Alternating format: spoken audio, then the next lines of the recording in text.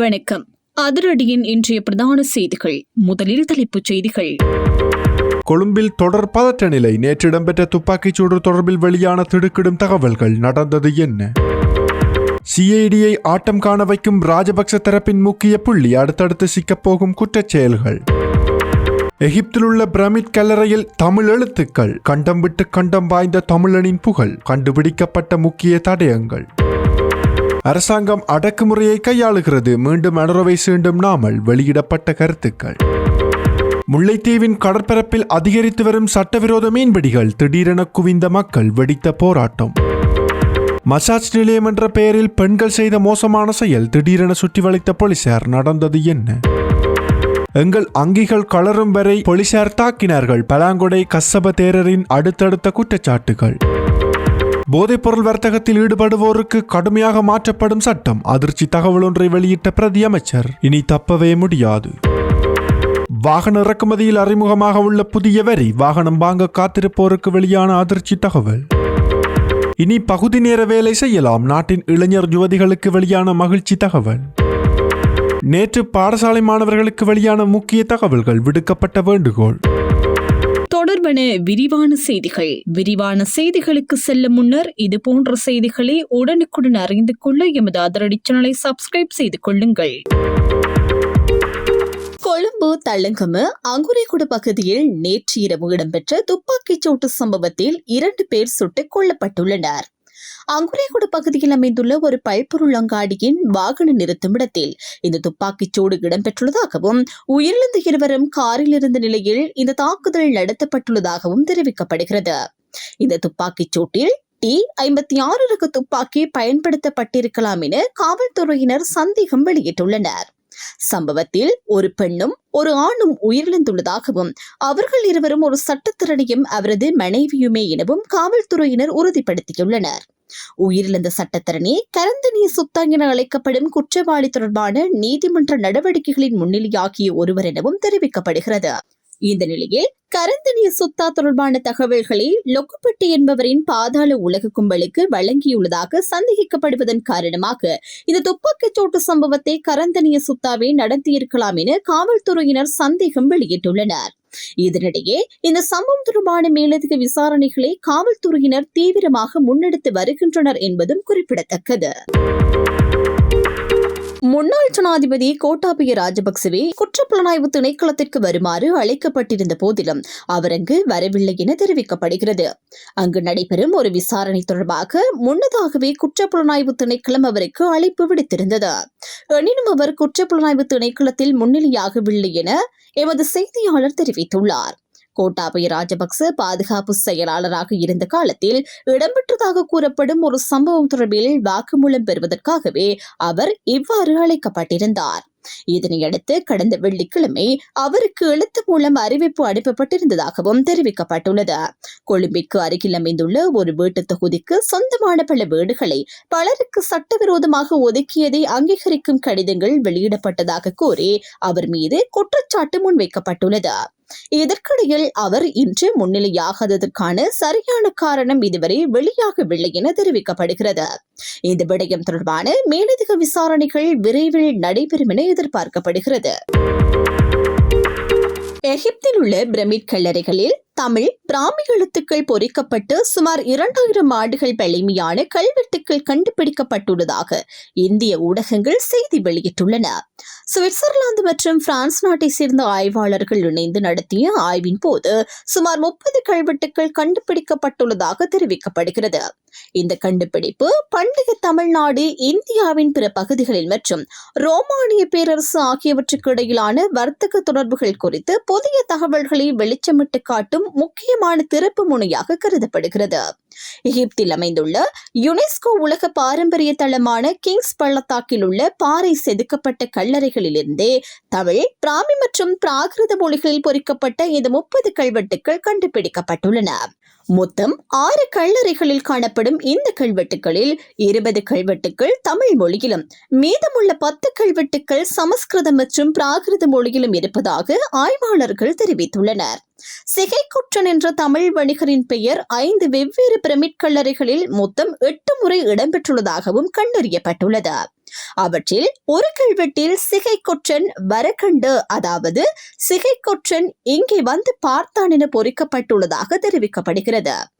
ரோமானிய காலகட்டத்தில் தமிழ் வணிகர்கள் கடல் வழியாக எகிப்து சென்றதுடன் அங்கிருந்து உள்நாட்டு பகுதிகளுக்கும் பயணம் செய்துள்ளனர் என்பதற்கான முதல் நேரடி ஆதாரமாக இந்த கண்டுபிடிப்பு அமைகிறது என ஆய்வாளர்கள் சுட்டிக்காட்டுகின்றனர். அரசாங்கம் தனது தோல்விகளை மறைப்பதற்காக அடக்குமுறைகளை கையாண்டு வருவதாக ஸ்ரீலங்கா பொதுஜன பெரமுனவின் தேசிய அமைப்பாளரும் நாடாளுமன்ற உறுப்பினருமான நாமல் ராஜபக்ச தெரிவித்துள்ளார். ஸ்ரீலங்கா பொதுஜன பெரமுனவின் தலைமையகத்தில் நேற்று இடம்பெற்ற ஊடக சந்திப்பில் கருத்து தெரிவிக்கும் போதே அவர் இந்த குற்றச்சாட்டுகளை முன்வைத்துள்ளார். அரசாங்கத்தின் மீதான மக்களின் அதிருப்தி நாளுக்கு நாள் அதிகரித்து வரும் சூழலில் இந்த நிலைமையை அடக்குவதற்காகவே அடக்குமுறை சட்டங்களும் கைதுகளும் ஏவி விடப்படுவதாகவும் அரசாங்கம் தனது தோல்விகளை மறைக்க இந்த வழிமுறைகளை பயன்படுத்தி வருவதாகவும் நாமல் ராஜபக்ச குற்றம் சாட்டினார்.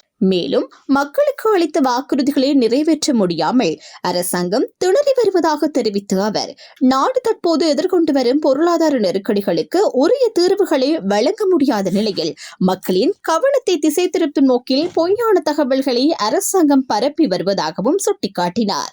அரசாங்கம் தங்களை அச்சுறுத்தி அடிப்பணிய வைக்கலாம் என்று நினைத்தால் அது ஒருபோதும் நடக்காது என்றும், ஒரு அரசியல் கட்சியாக மக்களின் உரிமைகளை பாதுகாப்பதற்காக தொடர்ந்து குரல் கொடுப்போம் என்றும் அவர் உறுதியாக தெரிவித்தார். இதனிடையே அரசாங்கத்தின் ஒவ்வொரு நடவடிக்கையையும் தாம் உன்னிப்பாக கவனித்து வருவதாகவும் ஜனநாயக ரீதியிலான போராட்டங்கள் தொடரும் என்றும் நாமல் ராஜபக்ச மேலும் தெரிவித்துள்ளமை குறிப்பிடத்தக்கது. முல்லைத்தீவு மாவட்டம் பகுதியில் இடம்பெற்று வரும் சட்டவிரோத மீன்பிடி நடவடிக்கைகளை தடை செய்ய கோரி முல்லைத்தீவு கடற்தொழிலாளர்களால் போராட்டம் ஒன்று முன்னெடுக்கப்பட்டது. நேற்று முல்லைத்தீவு கடற்கரையிலிருந்து ஆரம்பமான இந்த போராட்டம் நடைபவனியாக முன்னெடுக்கப்பட்டு முல்லைத்தீவு மாவட்ட செயலகம் வரை சென்றடைந்தது. இந்த போராட்டத்தின் போது சட்டவிரோத மீன்பிடி தொழில்களின் அதிகரிப்பு, அதனால் சிறு தொழில் கடற்தொழிலாளர்களின் வாழ்வாதாரம் பாதிக்கப்படுவது உள்ளிட்ட விடயங்களை சுட்டிக்காட்டி சட்டவிரோத தொழிலை தடை செய், சிறு கடற்தொழிலாளர்களின் வாழ்வாதாரத்தை பாதுகாப்பு, சட்டவிரோத தொழில் நடவடிக்கைகளுக்கு எதிராக அனுர அரசு எடுத்துள்ள நடவடிக்கைகளை பின்வாங்காதே என பல கோஷங்கள் எழுப்பப்பட்டன. மேலும் போராட்டத்தில் ஈடுபட்ட கடற்தொழிலாளர்கள் தங்களது கோரிக்கைகள் அடங்கிய மனு ஒன்றை மாவட்ட அரசாங்க அதிபர் உமாகேஸ்வரன் அவர்களிடம் கையளித்தனர். கொழும்பு வெள்ளவத்தை போலீஸ் பிரிவுக்குட்பட்ட பகுதியில் மசாஜ் நிலையம் என்ற பெயரில் இயங்கி வந்த ஒரு விபச்சார விடுதியை போலீசார் சுற்றி வளைத்து சோதனை நடத்தியுள்ளதாக தகவல் வெளியாகியுள்ளது. இதன்போது விடுதியில் இருந்த சந்தேக நபர்கள் 2 வியாழக்கிழமை இரவு கைது செய்யப்பட்டுள்ளனர். கொழும்பு தெற்கு குற்றப்புலனாய்வு திணைக்களத்திற்கு கிடைத்த தகவலின்படி முன்னெடுக்கப்பட்ட சோதனையின் போதே இந்த கைது நடவடிக்கை மேற்கொள்ளப்பட்டது. கைது செய்யப்பட்டு சந்தேக நபர்கள் வெள்ளவத்தை போலீஸ் நிலையத்தில் ஒப்படைக்கப்பட்டுள்ளதாக தெரிவிக்கப்படுகிறது. விசாரணையில் இந்த சந்தேக நபர்கள் தாய்லாந்து நாட்டை சேர்ந்த 36 மற்றும் 41 வயதுடைய பெண்கள் என அறிவிக்கப்பட்டுள்ளது. எங்கள் உடம்பிலிருந்து ரத்தம் வழியும் வரை எங்கள் அங்கிகள் கலரும் அளவிற்கு போலீசார் எங்களை தாக்கினார்கள் என பலாங்குடி கசப்புத்தீரர் கடும் குற்றச்சாட்டுகளை முன்வைத்துள்ளார். மேலும் அந்த சம்பவத்தின் பின்னர் சிறையில் இருந்த போது உயர் அதிகாரி ஒருவர் உங்களால் முடிந்ததை செய்யுங்கள் என தங்களை மிரட்டியதாகவும் அவர் சுட்டிக்காட்டியுள்ளார். நேற்றைய தினம் நடைபெற்ற ஊடகவியலாளர் சந்திப்பில் கருத்து தெரிவிக்கும் போதே அவர் இந்த விடயங்களை வெளியிட்டுள்ளார். இது குறித்து மேலும் அவர் கூறுகையில், வடக்கு கிழக்கு மகாசங்கத்தினர் உட்பட சிங்கள பௌத்த சமூகம் தற்போது பல துன்பங்களை எதிர்கொண்டு வாழ்ந்து வருவதாக தெரிவித்தார். வரலாற்று ரீதியாக வடக்கு மக்களுடன் மிகுந்த சுய கட்டுப்பாட்டுடனும் கவனத்துடனும் அவர்களின் நலன்களை கருத்தில் கொண்டு செயற்பட்டு வருவதாகவும் அவர் குறிப்பிட்டார். சம்பவம் நடைபெற்ற நாளன்று புத்தர் சிலையை வைத்து பிரித் சொல்லி மக்கள் அங்கிருந்து சென்றதன் பின்னர் சுமார் 200 வரையிலான போலீஸ் அதிகாரிகள் அந்த இடத்தை சுற்றி வளைத்துள்ளதாக அவர் தெரிவித்தார். அப்போது ஏன் எங்களை சுற்றி வளைக்கின்றீர்கள் என கேட்டபோதும் எந்தவித பதிலும் வழங்கப்படவில்லை என்றும் அவர் கூறினார். உள்ளே நுழைய கதவுகள் இருந்த போதும் கம்பி வேலிகளை வெட்டி உள்ளே புகுந்த போலீசார் தங்களை தாக்கியதாகவும் புத்தர் சிலையை பறித்துக் கொண்டு சென்றதாகவும் பலாங்கொடை கசப்ப தேரர் குற்றம் சாட்டினார்.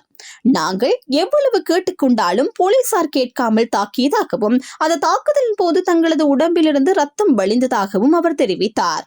என்ன நடந்தாலும் நாங்கள் இந்த போராட்டத்தை ஒருபோதும் கைவிட மாட்டோம் எனவும் பலாங்குடை கசப்ப தேரர் உறுதியாக தெரிவித்தார். போதைப்பொருள் வர்த்தகத்தில் ஈடுபட்டவர்களை கைது செய்ததன் பின்னர் அவர்களுக்கு பிணை வழங்காமல் வழக்கு விசாரணை நிறைவடையும் வரை தடுப்பு காவலில் வைப்பதற்கான சட்டங்களை உருவாக்குவதில் அரசாங்கம் கவனம் செலுத்தி வருவதாக தெரிவிக்கப்படுகிறது. இதனை பொதுமக்கள் பாதுகாப்பு பிரதி அமைச்சர் சுனில் வட்டகல தெரிவித்துள்ளார்.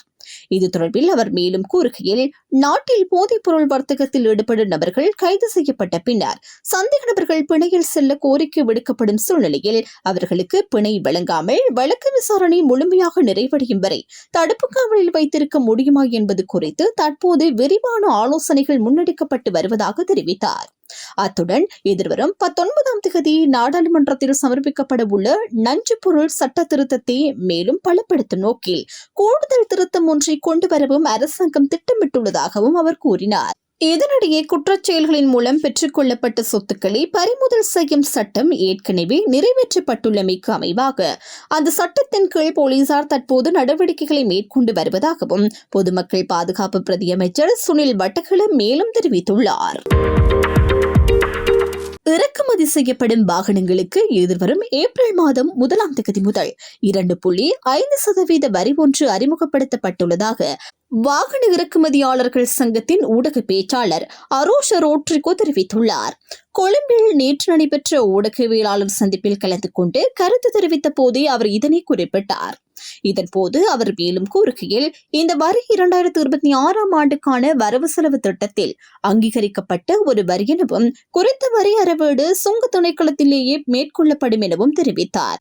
அத்துடன் தற்போது சுங்க திணைக்களத்தில் வெடிப்பு நடவடிக்கைகளில் உள்ள வாகனங்களுக்கு இந்த 2.5% வரி பொருந்தாது எனவும் அவர் தெளிவுபடுத்தினார்.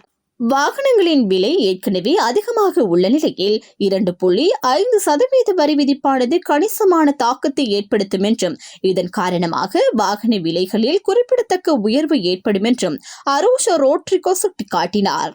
இதனை எளிமையாக விளக்குகையில் 100 லட்சம் ரூபாய் பெறுமதியுள்ள ஒரு வாகனத்தின் விலை இந்த புதிய வரி காரணமாக சுமார் 2.5 லட்சம் ரூபாயினால் அதிகரிக்கும் என்றும் இந்த வரி சுமை வாகன கொள்வனவு செய்யும் பொதுமக்களுக்கு நேரடி தாக்கத்தை ஏற்படுத்தும் என்றும் அவர் தெரிவித்தார். இதேவேளை திட்மா புயலின் தாக்கங்களுக்கு பின்னர் தற்போதைய சூழ்நிலையில் மக்கள் மத்தியில் வாகனங்களை கொள்வனவு செய்வதற்கான ஆர்வம் அதிகரித்து வருவதாகவும் அதனை அவதானிக்க முடிகின்றது எனவும் அரோஷ ரோட்ரிகோ மேலும் குறிப்பிட்டுள்ளார். இலங்கையில் பகுதி நேர வேலைவாய்ப்புகளை முறையாக அங்கீகரிக்கும் வகையில் தொழிலாளர் சட்டங்களில் தேவையான திருத்தங்களை மேற்கொள்ள அரசாங்கம் நடவடிக்கை எடுத்துள்ளதாக தெரிவிக்கப்படுகின்றது. தொழில் அபிவிருத்தி பிரதி அமைச்சர் சத்துரங்க அபேசிங்க இதனை தெரிவித்துள்ளார்.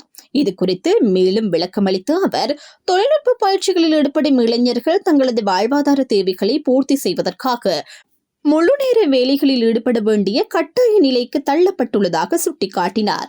இதன் காரணமாக பல இளைஞர்கள் தங்களது தொழில்நுட்ப பயிற்சிகளை இடைநடுவில் கைவிடும் நிலை உருவாகி வருவதாகவும் அவர் தெரிவித்தார். இந்த நிலையை தவிர்க்கும் நோக்கிலேயே பகுதி நேர வேலைவாய்ப்புகளுக்கு சட்டப்பூர்வ அந்தஸ்து வழங்கப்படுவது அவசியம் எனவும் அதற்காக தொழிலாளர் சட்டங்களில் திருத்தங்கள் மேற்கொள்ளப்பட உள்ளதாகவும் பிரதி அமைச்சர் வலியுறுத்தினார். இதனிடையே புள்ளிவிபர திணைக்களம் வெளியிட்டுள்ள தகவல்களின் அடிப்படையில் 2024ஆம் ஆண்டில் இலங்கையில் கல்வி, வேலைவாய்ப்பு அல்லது எந்தவிதமான பயிற்சியிலும் ஈடுபடாத இளைஞர்களின் விகிதம் 17.2% பதிவாகியுள்ளதாக தெரிவிக்கப்பட்டுள்ளது. இந்த எண்ணிக்கையில் பெண்களின் பங்களிப்பு 22.4%, ஆண்களின் பங்களிப்பு 11.9% காணப்படுவதாகவும் தொழில் அபிவிருத்தி பிரதி அமைச்சர் சத்துரங்க அபேசிங்க குறிப்பிட்டுள்ளார். பாடசாலை மாணவர்களுக்கு வழங்கப்படும் பாதணி வவுச்சர்களின் செல்லுபடியாகும் காலம் மேலும் நீடிக்கப்பட்டுள்ளதாக கல்வி அமைச்சு அறிவித்துள்ளது. இதன்படி 2026ஆம் ஆண்டின் தெரிவு செய்யப்பட்ட பாடசாலை மாணவர்கள் மற்றும் பிரிவு நாட்களில் கல்வி பயிலும் மாணவர்களுக்கு வழங்கப்படும் தலா 3000 ரூபாய் பெறுமதியான பாதணி வவுச்சர் திட்டத்தின் காலம் நீடிக்கப்பட்டுள்ளதாக தெரிவிக்கப்பட்டுள்ளது. முன்னதாக குறித்த வவுச்சர்களின் செல்லுபடியாகும் காலம் நாளைய தினத்துடன் முடிவடையவிருந்த நிலையில் தற்போது அது பிப்ரவரி 28 வரை நீடிக்கப்பட்டுள்ளதாக கல்வி அமைச்சு அறிவித்துள்ளது.